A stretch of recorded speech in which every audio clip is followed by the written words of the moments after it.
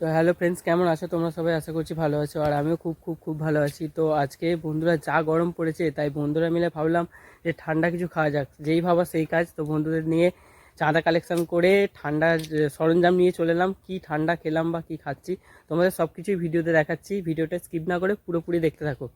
তো দেখতেই পাচ্ছ বন্ধুরা, এখানে সব কিছু সরঞ্জাম নিয়ে এসে রেডি হয়ে গেছে এবং জিৎ গুলতে শুরু করে দিয়েছে। আসলে আমরা লস্যি তৈরি করছিলাম, তো লস্যির সরঞ্জাম নিয়ে এসেছিলাম। টক দই আর ওটাতে গামলায় রেখে জিৎ গুলছিল, আর একে একে সব কিছু দিয়ে দিচ্ছিলো। চিনি, জলজিরা সব কিছু দিয়ে টেস্ট করে দেখছিলো একটুখানি নুন চিনি সব কিছু ঠিকঠাক আছে কিনা।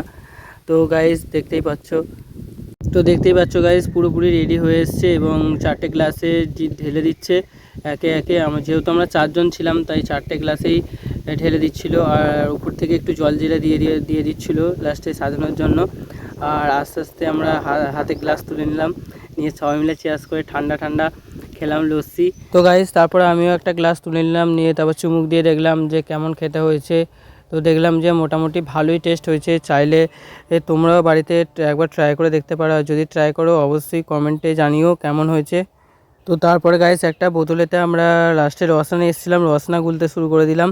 তো রসনার মধ্যে দেখতে পাচ্ছ জলজিরা, তারপরে বিন নুন সব কিছু দিয়ে গোলা হচ্ছে।